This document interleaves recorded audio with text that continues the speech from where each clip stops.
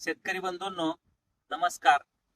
मागील काही दिवसापासून बऱ्याच शेतकऱ्यांचं म्हणणं असं आहे की साहेब, बोर्डो मिश्रणाबद्दल एक चांगला व्हिडिओ शास्त्रीय दृष्टिकोन असणारा बनवा. तर त्या दृष्टीनं मित्र हो, आज आपण शास्त्रीय पद्धतीनं बोर्डो मिश्रण कसं बनवायचं याबद्दल आपण पाहणार आहोत. तर हा व्हिडिओ आपण शेवटपर्यंत पाहावा अशी माझी नम्र विनंती आहे आपणा सर्वांना. तर मित्र हो, बोर्डो मिश्रणाचा शोध हा 1885 साली PMA मिलारडेट या वनस्पती शास्त्रज्ञाने एर्नेस्ट डेव्हिड याच्या साह्याने याचा शोध लावला.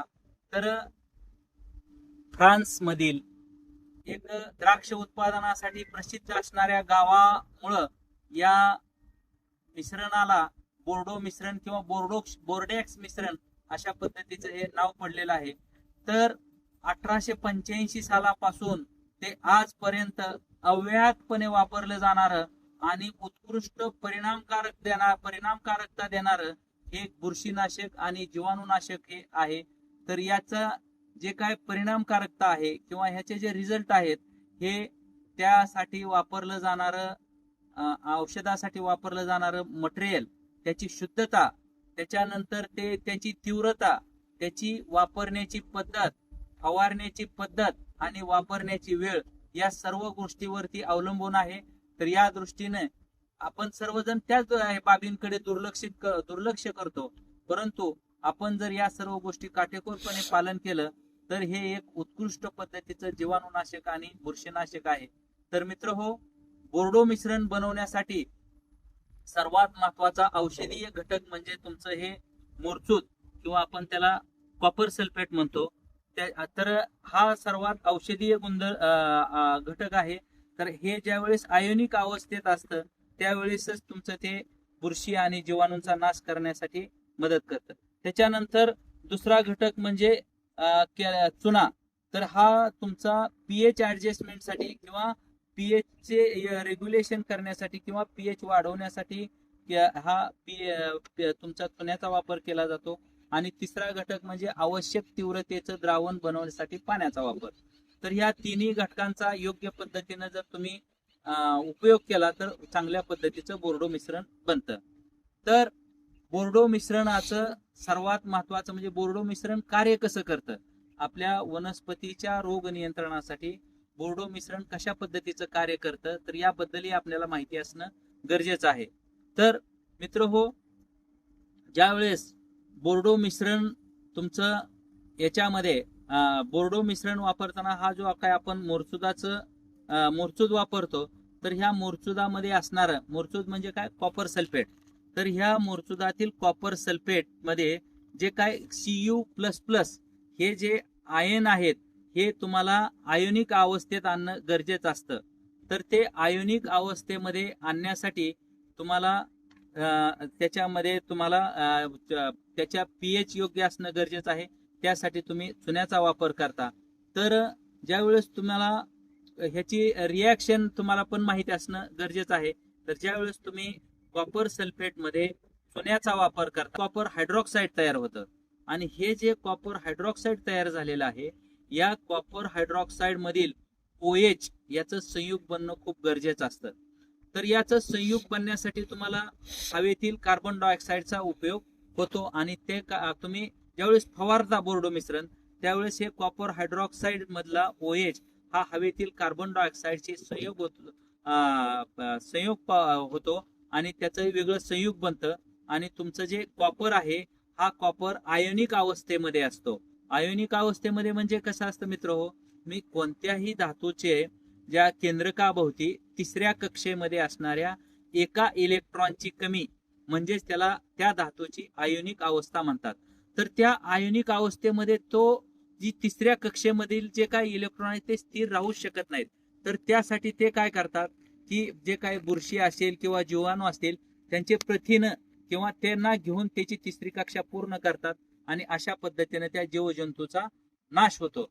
तर त्याच्यानंतर संशोधनांत असंही सिद्ध झालेलं आहे की हे जे काय कॉपर आयोनिक स्थितीतील आहेत हे बुरशीच्या किंवा जीवाणूंच्या बीजांडामधील विकारावरही परिणाम करतात आणि त्यांची उगवण क्षमताच नाहीशी करतात. त्याच्यामुळे बोर्डो मिश्रण हे उत्कृष्ट पद्धतीनं बुरशीनाशक आणि जीवाणूनाशक म्हणून आपल्याला चांगल्या पद्धतीचा रिझल्ट देत असतं. तर बोर्डो मिश्रण ऍक्च्युली बनवताना आपल्याला बोर्डो मिश्रण जे काय तीव्रतेचं आपल्याला घ्यायचंय त्या पद्धतीनं बोर्डो मिश्रणामधील जो काही कॉपर सल्फेट हा घटक आहे किंवा चुना हा तुम्ही रात्रभर पाण्यामध्ये भिजवणं गरजेचं आहे. तर त्यासाठी तुम्ही 10 लिटर पाण्यामध्ये मुरचुदाचं द्रावण हे रात्रभर भिजत ठेवलं गेलं पाहिजे.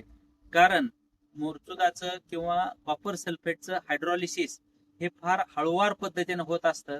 त्याच्यामुळं रात्रभर मुरचूद हे पाण्यामध्ये भिजवणं हे गरजेचं राहतं. तर आपण या मुरचूद हे रात्रभर पाण्यामध्ये भिजत ठेवलेलं आहे हे एका बकेटमध्ये. त्याच्यानंतर आपण दुसऱ्या ह्याच्यामध्ये आपण चुन्याचं द्रावण केलेलं आहे.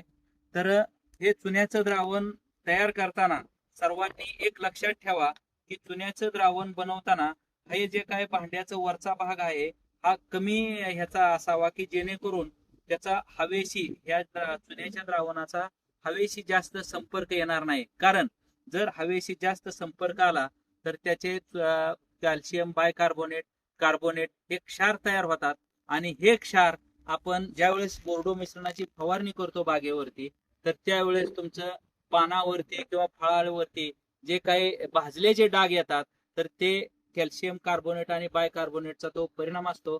त्याच्यामुळं चुन्याचं जे द्रावण तुम्ही बनवता ते चुन्याचे द्रावण ज्या कमीत कमी हवेच्या संपर्कात येईल अशा पद्धतीने भांड्यामध्ये बनवलं गेलं पाहिजे.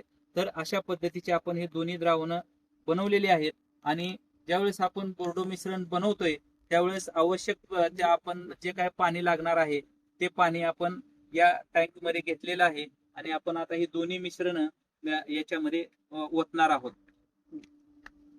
तर हे मिश्रण तुम्ही हळूहळू याच्यामध्ये ओतत राहायचे आणि हे काठीनं तुम्हाला हलवत राहणं हे गरजेचं राहतं. वरचेवर चुनाबाद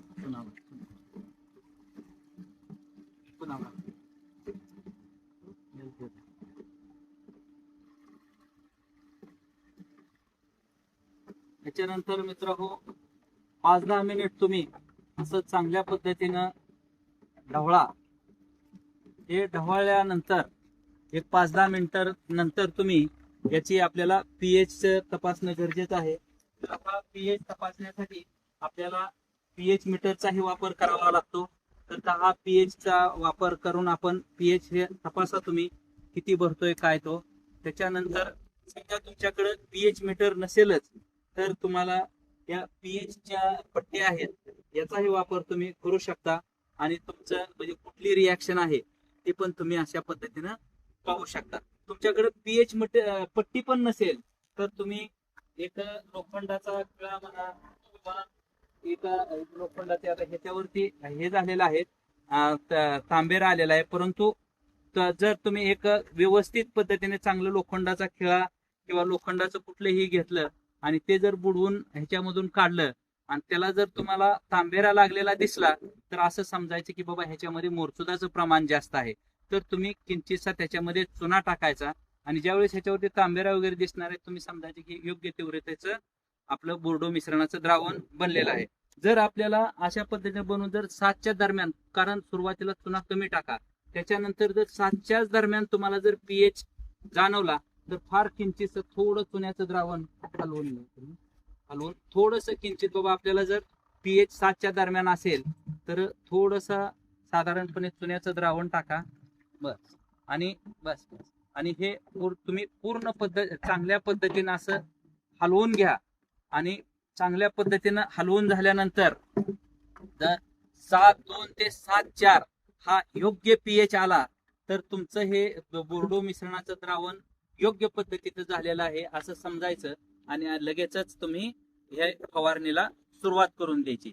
तर यासाठी आता याच्यामध्ये बोर्डो मिश्रणाची तीव्रता जर तुम्हाला साधारणपणे 1% बोर्डो मिश्रण बनवायचं असेल तर तुम्हाला 100 लिटर पाण्यामध्ये 1 किलो मुरचूद आणि त्याच्या पीएच साठी लागणारा चुन्याचा वापर करायचा आहे. त्याच्यानंतर आपल्याला आंब्याच्या झाडाला, डाळिंबाच्या झाडावरती ज्यावेळेस आपण बोर्डो पेस्टचं मुलामा देतो खोडावरती, तर त्यासाठी बोर्डो पेस्ट बनवली जाते. तर ही बोर्डो पेस्ट बनवण्यासाठी 10 लिटर पाण्यामध्ये 1 किलो मोरचूद आणि 1 किलो चुना या मिश्रण करायचं आणि त्याचं लगेच तुम्ही आपल्याला खोडावरती ह्याच्यावरती ते लावायचं आहे. तर अशा पद्धतीचं हे बोर्डो मिश्रणाची तीव्रता आपल्याला म्हणजे किती घ्यायचे काय ते ठरवतं. तर सर्वात महत्वाचं मित्र हो, बोर्डो मिश्रणाचा पीएच हा सर्वात महत्वाचा आहे. अंदाजे बोर्डो मिश्रण कधीही करू नका, कारण त्याचे फायद्यापेक्षा त्याचे तोटेच्या जास्त आपल्याला जाणवतात. तर बोर्डो मिश्रणाच्या पीएच तपासण्यासाठी आता सांगितलं तुम्ही पीएच मीटरचा वापर करा. ते नसेल तर तुम्ही पीएच पट्ट्यांचा वापर करा. त्याही नसतील तर तुम्ही साधारणपणे आपल्या शेतामध्ये असणाऱ्या लोखंडाचा वापर करा आणि योग्य तीव्रतेचा बोर्डो मिश्रण बनवा. तर शेतकरी बंधूंनो, बोर्डो मिश्रण बनवताना लक्षात ठेवण्याजोग्या ज्या काही गोष्टी आहेत त्या अशा की बोर्डो मिश्रण बनवल्या मारलं गेलं पाहिजे. बोर्डो मिश्रण हे लोखंडी भांड्यामध्ये किंवा धातूच्या भांड्यामध्ये बनवता कामा नये. त्याच्यानंतर मोरचूद हे रात्रभर पाण्यात भिजत ठेवलं गेलं पाहिजे, कारण त्याचं हायड्रोलिसिस फार हळूवार पद्धतीनं होत असतं. त्याच्यानंतर हे जे काय चुन्याचं द्रावण आहे, हे चुन्याचं द्रावण बनवताना ते भांड हे कमी म्हणजे कमी वरच्या बाजूला कमी व्यासाचं असावं, जेणेकरून हवेशी जास्त त्याचा संपर्क होणार नाही, कारण हवेशी संपर्क आला की त्याची परिणामकारकता कमी होते. त्याच्यानंतर त्याचं जे काय कार्बोनेट्स तयार होतात आणि ते तुमच्या वनस्पतीच्या पानावरती फळावरती भाजल्यासारखे डाग येतात. तर अशा पद्धतीनं बोर्डो मिश्रण बनवताना चांगल्या पद्धतीनं तुम्ही काळजी घेणं गरजेचं आहे. तर मित्र हो, खूप लोकांचं, खूप शेतकऱ्यांचं, खूप जणांचं मत असं आहे की बोर्डो मिश्रणाचा सामू किती असावा, आणि शास्त्र हे सांगतं की बोर्डो मिश्रणाचा सामू हा 7.2 ते 7.4 असावा. तर मित्र हो, याचं कारण मी तुम्हाला आता विशद करत आहे की जीवजंतूचा नाश होण्यासाठी हे जे कॉपर सल्फेट मधले जे काय कॉपर आहेत हे आयोनिक अवस्थेत येणं गरजेचं आहे. तर हे मोरचुदामधील कॉपर हे आयोनिक अवस्थेमध्ये येण्यासाठी हे जे काय चुन्यामध्ये मोरचूद मिसळल्यानंतर तुमचं जे कॉपर हायड्रॉक्साईड तयार झालेलं असतं, या कॉपर हायड्रॉक्साईड मधील OH संयुग बनणं गरजेचं आहे की जेणेकरून तुमचा Cu++ हा आयोनिक अवस्थेमध्ये राहील. तर यासाठी तुम्ही ज्यावेळेस बागेमध्ये बोर्डो मिश्रणाची फवारणी करता, त्यावेळेस फवारणी केल्यानंतर तुमचा जो काय OH आहे कॉपर हायड्रॉक्साईड मधला CuOH2, तर हा OH2 हा हवेतील कार्बन डायऑक्साईडशी संयोग पावतो आणि त्याचं एक वेगळं संयुग तयार होतं आणि तुमचा Cu++ हा आयोनिक अवस्थेमध्ये राहून तुमच्या बुरशीचं किंवा जीवाणूचा नाश करतं. तर ज्या वेळेस तुम्ही हे फवारणी करता त्यावेळेस हवेमधील कार्बन डायऑक्साईडचं प्रमाण हे आपणा सर्वांना माहित आहे की 0.03% किंवा 300 ppm एवढंच आहे. हवेमधील कार्बन डायऑक्साईडचं प्रमाण आपल्याला वाढवता येत नाही. मग ज्या वेळेस आपला पीएच हा 7.2 ते 7.4 असतो, यावेळेस त्याच्यामधलं जे काही OH प्रमाण आहे, म्हणजे तुमच्या HOH प्रमाण 7 pH ला H आणि OH प्रमाण सारखंच असतं. तर हे जे सारखं प्रमाण आहे ते तुमच्या 7 pH किंवा 7.2 7.4 pH ला जर तुमचं हे जे प्रमाण आहे त्याचं ते संयुग बनवण्यासाठी योग्य असतं. पण जर तुमचा पीएच 1 न वाढला तर हे OH प्रमाण तुमच्या जे काय ह्याच्या कॉपर हायड्रॉक्साईड मधलं OH प्रमाण हे 100 पटीनं वाढतं. मग हे OH प्रमाण 100 पटीनं वाढल्यानंतर त्याचं वेगळं संयुग बनवण्यासाठी हवेमध्ये कार्बन डायऑक्साईडचं प्रमाण तेवढंच आहे, 0.03 किंवा 300 ppm. मग यासाठी मग जास्त प्रमाणातला जो काय तुमचा Cu++ आहे हे त्या आयोनिक अवस्थेमध्ये जात नाही, ते तसंच राहतं आणि बुरशीनाशक किंवा जीवाणूनाशक म्हणून त्याची जी परिणामकारकता आहे ती तेवढी राहत नाही. त्याच्यामुळं शास्त्र हे सांगतं की तुमचं बोर्डो मिश्रणाचा पीएच हा 7.2 ते 7.4 असावा आणि त्याच तुमच्या पीएच ला तुम्ही त्याची फवारणी घेणं गरजेचं आहे. तर मित्र, तुम्ही पुन्हा अजून असं म्हणाल, मग समजा आमच्या बोर्डो मिश्रण बनवताना जर पीएच तुमचा अल्कलाईन कडे म्हणजे 7.4 पुढे गेला तर तो पीएच खाली करता येईल का आपल्याला? तर मित्र हो, हे असं होत नाहीये. कारण ज्यावेळेस आपण मोरचुदामध्ये चुना टाकतो त्यावेळेस ते हीट ऑफ न्यूट्रलायझेशन ही अभिक्रिया होत असते आणि या अभिक्रियेमध्ये हीट ऑफ न्यूट्रलायझेशनच्या अभिक्रियेमध्ये तुमचा जो काय बोर्डो मिश्रण हा 7.2-7.4 पीएच पर्यंत येतो. परंतु ते जर वाढलेलं आहे आणि त्याच्यात जर तुम्ही पुन्हा मोरचूद टाकून तो जर पीएच कमी करायचा जर म्हटला तर ते हीट ऑफ न्यूट्रलायझेशनची अभिक्रिया होत नाही. त्याच्यामुळं जे काय तुमचं पीएच वाढलेलं आहे हे द्रावण जीवाणूनाशक किंवा बुरशीनाशक म्हणून तेवढं परिणामकारक राहत नाही किंवा त्याची परिणामकारकता राहत नाही. त्याच्यामुळं तुम्हाला सर्व शेतकरी बंधूंना माझी विनंती आहे की बोर्डो मिश्रणाचा समूह हा 7.2 ते 7.4च असावा, जेणेकरून आपला त्याच्यामधला जो काही कॉपर आयन्स आहेत हे आयोनिक अवस्थेमध्ये राहतील आणि ते आयोनिक अवस्थेमध्ये राहून तुमचं जीवजंतू किंवा तुमच्या बुरशी जीवाणूंचा उत्कृष्ट पद्धतीने नायनाट करण्यासाठी मदत करतील आणि आपण उत्कृष्ट पद्धतीचं बुरशीनाशक आणि जीवाणूनाशक बनवून आपल्या ज्या काय डाळिंब असतील, द्राक्ष असेल, पेरू असेल किंवा ज्या काय फळबागा असतील किंवा भाजीपाला असेल याच्यावरती बोर्डो मिश्रण हे चांगल्या पद्धतीचं शास्त्रीय दृष्टिकोनात ठेवून बनवलेलं बोर्डो मिश्रण हे उत्तम असं परिणामकारक ठरेल. धन्यवाद.